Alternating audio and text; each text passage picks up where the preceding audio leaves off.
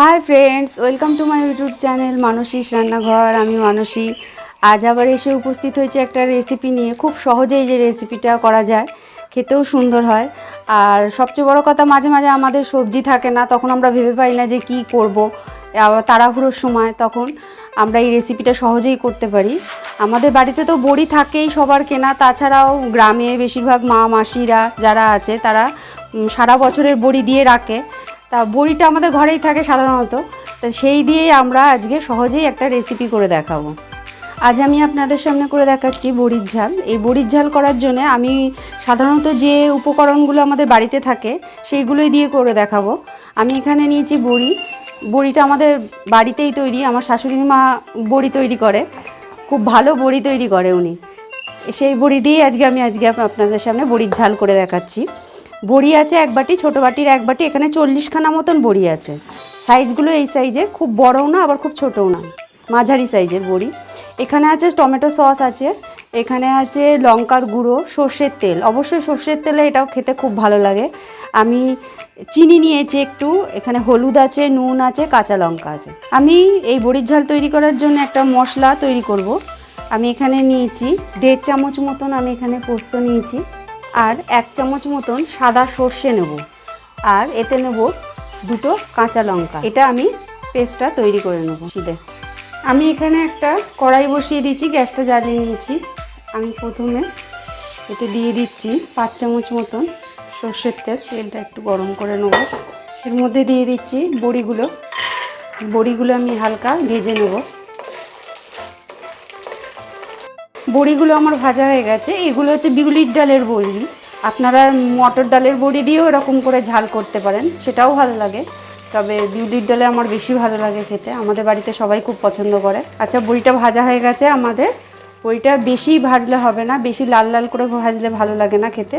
আমি গ্যাসের ফ্লেমটা একটু কমিয়ে নিয়েছি, নাহলে বড়িগুলো পুড়ে যাবে। দিয়ে আমি এবার বড়িগুলোকে আস্তে আস্তে তুলে নেব।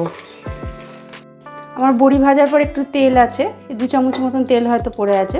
তার মধ্যে আমি আবার আরও 2 চামচ তেল দিয়ে দিলাম, সর্ষের তেল। গ্যাসের ফ্লেমটা একটু বাড়িয়ে নিলাম। তেলটা একটু গরম হলে আমি এর মধ্যে যে পেস্টটা তৈরি করেছিলাম, পোস্ত আর সর্ষে, সাদা সর্ষে অবশ্যই, পোস্ত, সাদা সর্ষে আর কাঁচা লঙ্কা দিয়ে সেটা আমি এর মধ্যে দিয়ে দিলাম। গ্যাসের ফ্লেমটা একটু কমিয়ে দিলাম। এবার আমি এতে দিয়ে দিচ্ছি হাফ চামচের থেকে একটু কম, 1 চামচের 4 ভাগের 1 ভাগ হলুদ দিয়েছি।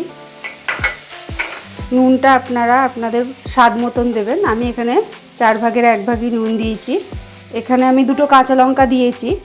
আমি এখানে 4 ভাগের 1 ভাগ লঙ্কা গুঁড়ো দিলাম। আর এখানে টেস্টটা ব্যালেন্স করার জন্য আমি এখানে একটু চিনি ব্যবহার করব। একটু চিনি দিলে টেস্টটা ঠিকঠাক হয়, আমি দেখেছি। আর এখানে আমি দিয়ে দিচ্ছি 1 চামচ টমেটো সস। আপনারা এখানে টমেটো ইউজ করতে পারেন, টমেটোর পিউরি তৈরি করে, কিন্তু সসটা সবাই আমাদের ঘরে থাকে সব সময়, তাই জন্য আমি এখানে সস দিয়েই করেছি। দিয়ে আমি এটাকে ভালো করে মিশিয়ে নেব। অবশ্যই গ্যাসের ফ্লেমটা একদম লোতে করে দেবেন, তাতে কি হবে, মশলাটা পুড়বে না।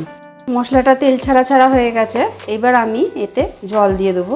আমি এখানে 1 বাটি মতন জল দিয়েছি। দিয়ে এটাকে আমি একটু ফুটিয়ে নেব। আপনারা এতে ক্যাপসিকামও ব্যবহার করতে পারেন, ক্যাপসিকাম, ধনেপাতা ভালো হয়, কিন্তু সবসময় তো আমাদের ঘরে ক্যাপসিকাম টমেটো থাকে না, তাই জন্য আমি এটা যেগুলো আমাদের ঘরে সচরাচর থাকে সেগুলো দিয়েই আমি এই রেসিপিটা তৈরি করার চেষ্টা করি। এরপরে আমি এতে দিয়ে দেবো বড়িগুলো। তারপরে আমি এতে দিয়ে দেবো কাঁচা লঙ্কা চিড়ে দেবো। কাঁচা লঙ্কা চিড়ে দিলে টেস্টটা খুব ভালো লাগে। আর সবার শেষে আমি এতে কিছুটা কাঁচা তেল, সর্ষের তেল ছড়িয়ে দেবো। 1 চামচ মতন আমি কাঁচা তেল, সর্ষের তেল ছড়িয়ে দিলাম। আমাদের বড়ির ঝাল রেডি হয়ে গেছে, একদম তেল ছেড়ে দিয়েছে। এটা খেতে ভীষণ সুন্দর লাগে গরম ভাতে। আপনারা অবশ্যই করে দেখবেন এই প্রসেসে। আমি গ্যাসের ওভেনটা কিন্তু একদম লোতে করে রেখে একটুখানি ফুটিয়ে নিয়েছি।